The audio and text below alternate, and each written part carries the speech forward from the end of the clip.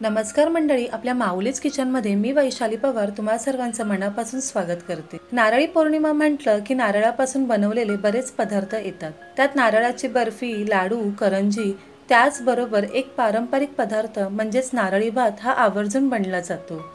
तर इथे तुम्ही पाहू शकतात, मस्त मोकळा पण मऊ रसरशीत असा आपला हा नारळी भात बनला आहे। तूप, अख्खा मसाला, नारळ आणि गूळ हे एकत्र केल्यामुळे या भाताला अप्रतिम अशी चव आणि छान सुगंध येतो। चला मग सुरुवात करूया पारंपरिक पद्धतीचा चविष्ट नारळी भात बनवायला। इथे मी 1 वाटी बासमती तांदूळ घेतला आहे। तुम्ही रोजच्या वापरण्यामधला तांदूळ घेतलात तरी चालेल किंवा एखादा सुवासिक तांदूळ जसं की आंबेमोहर, कोलम, बासमती तुकडा यामधला कोणताही तांदूळ घेतला तरी चालेल। तर इथे आपल्याला तांदूळ 2 पाण्याने स्वच्छ धुवून त्यामधलं संपूर्ण पाणी काढून घ्यायचं आहे। पाणी काढून घेतलं की तांदूळ अर्धा तासासाठी भिजत ठेवायचं। यामुळे भात पटकन शिजला जातो, तसाच मोकळा मोकळा होतो। तर आपण ज्या वाटीने तांदूळ घेतलं होतं तेच प्रमाण आपण खोबरं, गूळ किंवा पाण्यासाठी वापरणार आहोत।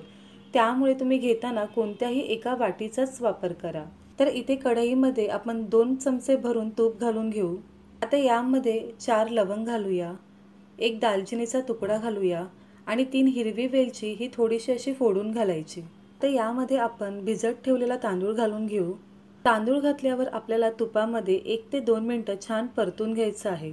1 ते 2 मिनिटं छान परतून झालं की यामध्ये उकळलेलं गरम पाणी घालायचं। तर ज्या वाटीने किंवा कपने आपण तांदूळ घेतला होता त्याच वाटीने 2 वाटी भरून इथे मी गरम पाणी घालत आहे। पाणी घातल्यावर सर्व छान एकजीव करून घ्यायचं। आता यामध्ये चवीनुसार थोडंसं मीठ घालून घेऊ।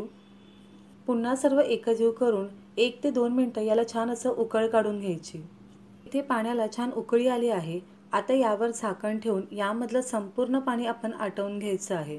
तर इथे 4 ते 5 मिनिटं झाली आहेत। तुम्ही पाहू शकतात आपण जे पाणी घातलं होतं ते संपूर्ण आटवून घेतलं आहे। आता इथे आपला हा भात जवळजवळ 90% इतका शिजला आहे आणि छान मोकळा झाला आहे। पुढचा 10% आपण जेव्हा यामध्ये गूळ घालू ना तेव्हा तो व्यवस्थित शिजला जातो।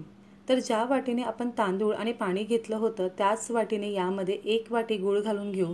गूळ शक्यतो बारीक चिरून घ्या म्हणजे तो पटकन विरघळला जाईल।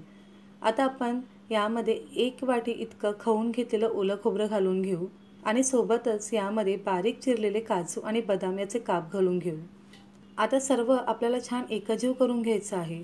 तर अगदी हलक्या हाताने छान असं एकजीव करून घ्या। हलक्या हाताने आपण हे छान एकत्र केल्याने काय होतं की आपला तांदूळ हा अखंड राहतो आणि अजिबात याचे तुकडे होत नाही। सर्व छान एकजीव करून झालं की यावर झाकण ठेवून आपल्याला मध्यम आचेवर यामधला जो गूळ घातला आहे तो विरघळून घ्यायचा आहे।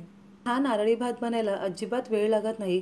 अवघ्या 8 ते 10 मिनिटांमध्ये मस्त असा नारळी भात तयार होतो। गूळ घातला की फक्त याला अधूनमधून 1 ते 2 वेळा हलक्या हाताने एकजीव करत राहा म्हणजे भात हा संपूर्ण छान शिजला तर जाईल आणि गूळ सुद्धा पटकन विरघळला जाईल। तर इथे 3 ते 4 मिनिटं झाली आहेत आणि तुम्ही पाहू शकतात की आपण जो गूळ घातला होता तो संपूर्ण विरघळला आहे आणि आपला भात सुद्धा मस्त असा रसरशीत आणि मोकळा बनला आहे। आता आपण गॅस बंद करून घेऊ। तर आपल्याला हा भात छान असा मोकळा राहण्यासाठी यामधली जी गरम वाफ आहे ही बाहेर काढून घ्यायची आहे। त्यामुळे भात बनला की यावर झाकण ठेवायचं नाही। आपण झाकण न ठेवताच यामधली जी गरम वाफ आहे ती बाहेर काढून घेऊ। यामुळे आपला भात छान मोकळा होतो, अजिबात तुम्हाला कुठे चिकट असं जाणवणार नाही। फक्त यामधली गरम वाफ ही बाहेर काढून घ्या। नारळी पौर्णिमेला प्रत्येकाच्या घरी नारळी भात हा तर बनलाच जातो आणि तुम्ही पाहू शकतात अवघ्या 8 ते 10 मिनिटांमध्ये हा भात तयार होतो। तर नारळी पौर्णिमा विशेष इथे आपला नारळी भात तयार आहे। मला ही नारळी भाताची रेसिपी कशी वाटली हे मला नक्की कळवा आणि तुम्ही सुद्धा या नारळी पौर्णिमेला असा नारळी भात नक्की करून पहा। पुन्हा भेटूया अशा छानशा आणि नवीन रेसिपी सोबत। तोपर्यंत स्वादिष्ट खा आणि आस्वाद मिळवा। माऊलीज किचनला लाईक, शेअर आणि सबस्क्राईब करा। बाजूच्या बेल आयकॉनला सुद्धा क्लिक करा जेणेकरून माझ्या व्हिडिओचे नोटिफिकेशन तुम्हाला सर्वात आधी भेटतील।